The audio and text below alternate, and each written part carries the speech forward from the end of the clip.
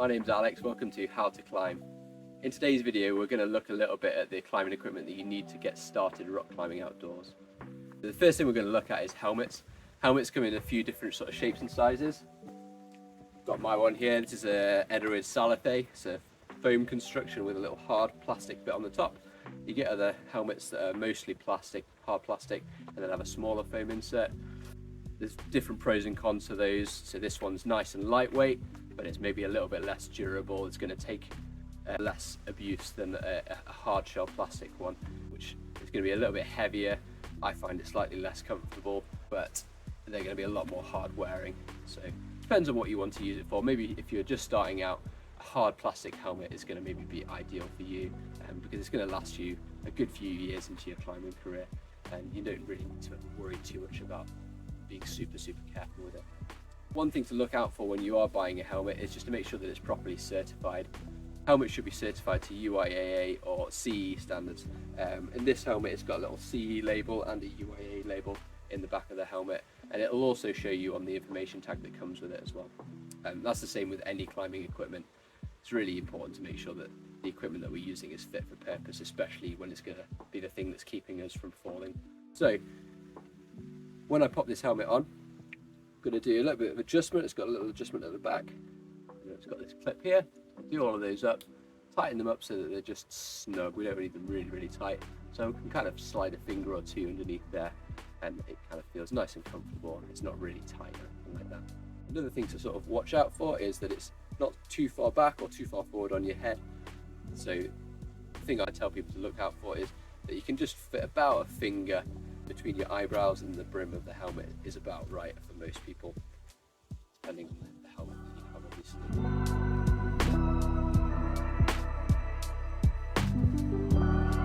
Perfect, so now we've got our helmet adjusted and comfortable, we're ready to look at the next part of the system, which is harnesses. Harnesses are the thing that we tie into our rope system and keeps us safe whilst we're moving up the rock face. Harnesses are a bit like helmets in that there's lots of different designs out there, but fundamentally they're quite similar across the board.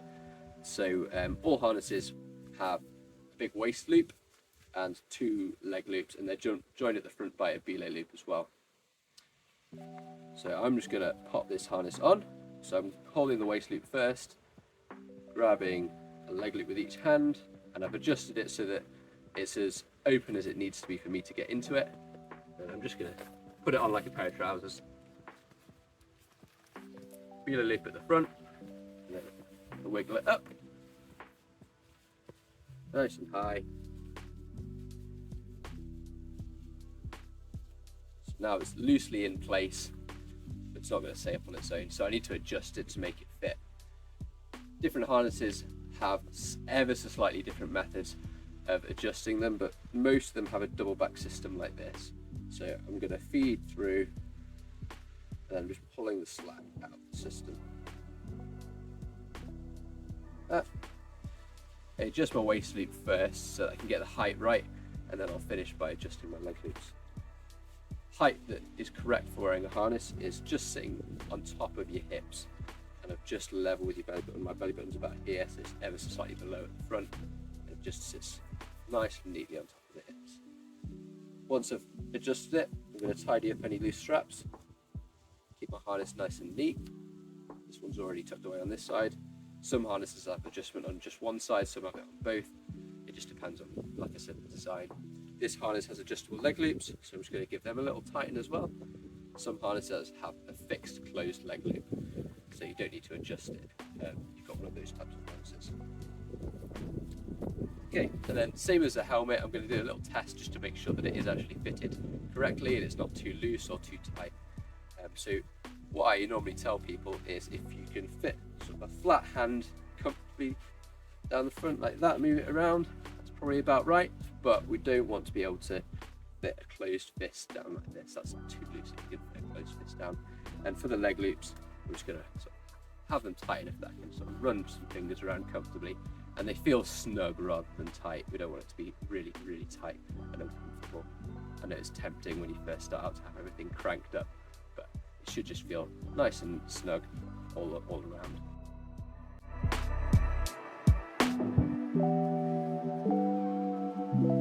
Excellent.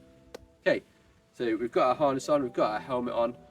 There's a few other bits of equipment that are going to be helpful for us to use. So when we do tie into a rope system, we need some way of belaying the leader. So we've got a few different devices. This is kind of a classic tube style device where we'll put our rope through and then connect it to the front of our harness here or to a rope loop. So that's a tube style device. Also got assisted or semi-assisted devices like this. This is a gree-gree, which again we can put the rope through and connect to our harness or to our rope loop. So you'll definitely need one of these. You'll need a harness and you'll need a helmet to get started if you're going to be going out and climbing as a team. A few other bits and bobs that are extras but are good to have, especially if you're going out trad climbing. It's really useful to have a sling and a carabiner and maybe another spare carabiner as well.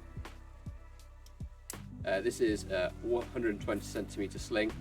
It's really good for doing lots of different things with. So it's really good for making lanyards, sort of improvised lanyards, which you can attach yourself to anchors with or do all sorts of different things. You can set them up for abseiling as well. So really, really handy to have one of these on your harness, especially if you're trad climbing. Put that out of the way. And then finally, for trad climbing, this is a nut key. So it's a device that we use for removing trad equipment from cracks. And if you're following a traditional climb, so you've belayed a leader, they've gone up, they put their gear in, and you're going to follow up the climb, they'd get pretty upset with you if you left everything in place. So most of the time it's okay and easy to just lift things out by hand, but occasionally it needs a bit of encouragement. So we use something like this to give it a little tap, and that'll help remove things like stuck nuts. And this one has a little tether on it that stops it from getting dropped.